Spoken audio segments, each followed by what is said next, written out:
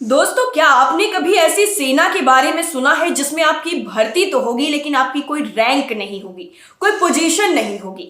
क्या आपने ऐसी सेना के बारे में सुना है जिसमें रिटायरमेंट तो होगी लेकिन उसमें कोई पेंशन नहीं मिलेगी?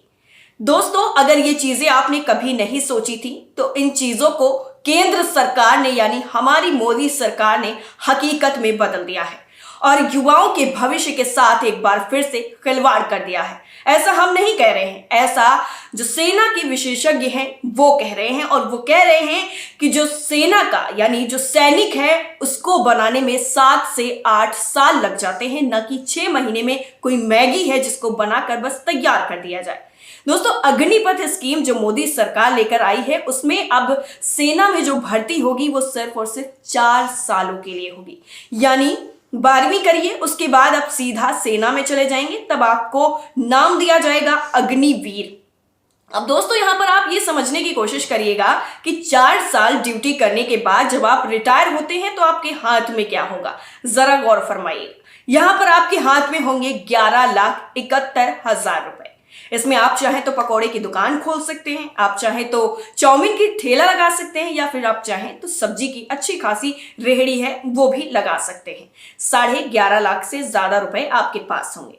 बाखुदा अगर खुदा न खास्ता अगर कोई शहीद हो जाता है तो उसको शहीद का दर्जा तक नहीं मिलेगा। जी हाँ, ये सबसे बड़ी जो खामी है इसमें ये है। और उसके बाद 4 सालों के बाद मान लीजिए आप रिटायर होकर जाते हैं, यानी 100% जो भर्ती होगी अग्निपथ के अकॉर्डिंग सेना में, उसमें 75% लोगों को घर लौटा दिया जाएगा बोरिया बिस्तर बांधकर। उसके बाद जो 25% लोग बचेंगे उनको ही आगे की ड्यूटी कंटिन्यू की जाएगी।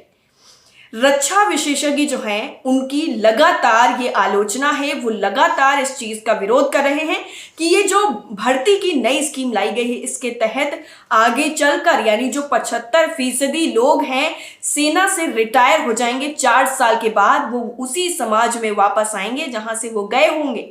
वही बेरोजगारी की वही स्थिति होगी जहां से वो निकल के गए होंगे। लेकिन फर्क इतना होगा कि वो 4 साल की सारे हथियारों की ट्रेनिंग लेकर वापस वहीं पर आएंगे। उसके बाद क्या होने वाला है उसका अंदाजा आप बखूबी लगा सकते हैं।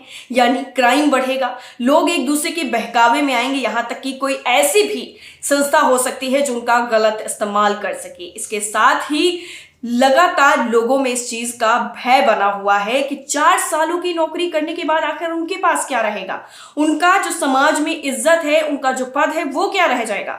दोस्तों, ये जो पूरी प्रक्रिया है यानी ये 17.5 साल से शुरू होकर के 21 साल तक होनी है।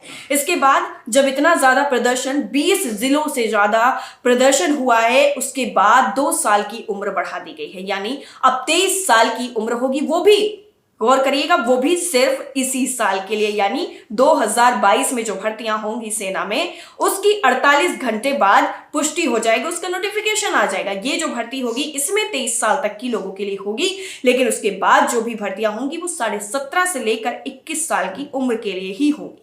ये पूरा मोटा मोटा जो दायरा था वो मैंने आपको बताया है कि इसमें किस तरह से लोगों के भविष्य के साथ खिलवाड़ किया गया है। ये हम नहीं कह रहे हैं, ये मैं फिर से बोल रही हूँ, ये हम नहीं कह रहे हैं, ये रक्षा विशेषज्ञ हैं वो बोल रहे हैं, जो पूर्व सैनिक हैं वो बोल रहे हैं, ब्रिगेडियर हैं वो बोल रहे हैं, लेफ्टिनेंट हैं वो बोल रहे हैं, और बोल रहे हैं कि ये सारे के सारे जो युवा हैं उनके भविष्य के साथ केंद्र सरकार ने खिलवाड़ किया है, जैसे कृषि कानून लाकर किया था।